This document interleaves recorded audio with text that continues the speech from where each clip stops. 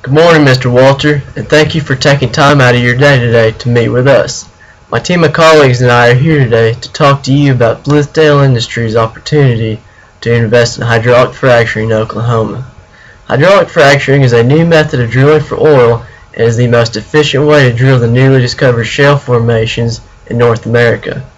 This newly discovered shale formation has caused a modern-day gold rush in the oil field, and today we would like to discuss Blithedale Industries' unique opportunity in this booming industry. Of course, there is risk involved in every investment, and we will discuss this in further detail throughout this meeting. I hope you are as excited as we are to discuss this awesome opportunity. Basically, in today's meeting, we will discuss the risk and potential rewards associated with investing in hydraulic fracturing. My team of colleagues and I picked Oklahoma as the ideal drilling location due to the petroleum-rich grounds, the relatively flat land, the lack of rainfall, and the availability of fresh water. The first component to being successful in this business is to drill where the oil is. Second of all, the slope of the land is crucial when constructing a hydraulic fracturing site and maintaining it. Thirdly, lack of rain will help our potential drill site from eroding and causing collapses. Lastly, the availability of fresh water is a key component in the raw resources used for hydraulic fracturing. Hello. I would like to provide a general overview for the essential question being asked by this project. Our main goal is to demonstrate the feasibility of a hydraulic fracturing site and why it would be worth it for Blithedale Industries to invest in one. Hydraulic fracturing is a method of extracting natural gas from deep beneath the Earth's surface using a combination of drilling, fracking fluids, and hydraulic pumps. This project will incorporate research from academic fields, companies that have gone through the process, and accumulated knowledge from various government and regulatory bodies. The incorporation of this information will allow us to go forward with this project with a full and complete understanding of the risks and challenges that lie ahead of us. This will allow us to easily prevent most of the errors that have befallen others in the past. Now, hydraulic fracturing is the ideal method of extracting natural gas for two main reasons: simplicity of the setup and relative safetiness of the process. The setup of a fracking site is far simpler, cheaper, and easier to sustain than most other forms of natural gas production. In terms of safety, the main weakness of the fracking setup is that it must pass through the water table. This provides an opportunity for contamination of the local water supply. However, with the incorporation of strict safety measures and a concrete well that surrounds the pipe while it's going through the water table, these kinds of errors can be easily mitigated. Without the risk of contamination to the water table, we are left only with a cheap and efficient producer of natural gas that is also extremely safe and easy to work with. Due to its relative safety, efficiency of the process, and volumes of research and experience that have been built up over the years of using hydraulic fracturing, it is the intention of this project to demonstrate that hydraulic fracturing would be worthwhile for Blithedale Industries to invest in. The risk is low enough and the reward is high enough to make this project worth investment. Thank you. Hello, Mr. Walter. My name is John Alcomando, and today I'll be going over the solution or technical plan and the schedule and the budget for the final proposal of adopting hydraulic fracturing into Blithedale Industries. Hello, Mr. Walter. Today I'll be going over two main parts of the final proposal for adopting hydraulic fracturing into Blithedale Industries. First, I'll be going over the solution or technical plan for the final proposal, and finally I'll be going over the budget and the schedule. So first, the solution and technical plan can be divided into four main tasks. Task 1 is defining the slope and average rainfall erosivity of the area to be disturbed.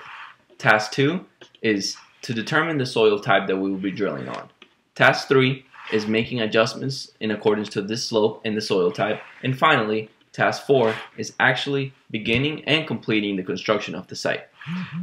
So first of all, for Task 1, we want to really determine the slope and the slope of the land that we'll be drilling on to determine how this will affect the way that we're drilling on the property, and the way that the rainfall, when it comes down on the site, how it will actually affect the productivity of our project. In Task 2, we actually want to determine the soil type. It is really important to know the composition of the soil, to know how we will approach the drilling, and what are the best materials and tools to use to perforate into this soil. So the composition of the soil will mainly be sand, clay, and silt, and we want to know the proportion of each in the soil.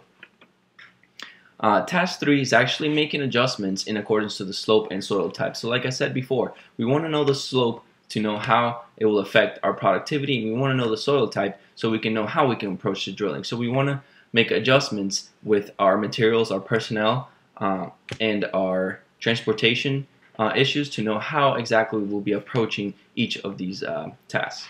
And finally, task 4 is actually beginning and completing the construction of the site. So we want to know exactly how many materials, how many trucks we need, how long it will take to actually begin and complete the construction of the site. And we want to make all these conclusions based on the initial measurements we made of the slope and all the other measurements with the soil type and all that. So now I'll be going over the budget and the schedule. And that was just a really quick summary of the 4 main tasks that are included in the final proposal for the solution and technical plan. And now we're going over the budget and the schedule. So for the budget and the schedule, the main things we discussed in the final proposal was the actual cost of all the materials that we'll be needing, for the wellhead, the trucks that we'll be using, how much our personnel is going to cost, and for the schedule we wanted to address how long is each task in our solution or technical plan going to take actually, and how long are the tasks prior to those and after those going to take. So to give you an example, the main critical issue for our budget was actually determining how much it's going to cost to get the land, and that could include getting permits for the land, just actually buying the land. So that cost could be estimated anywhere from $50,000 to $150,000.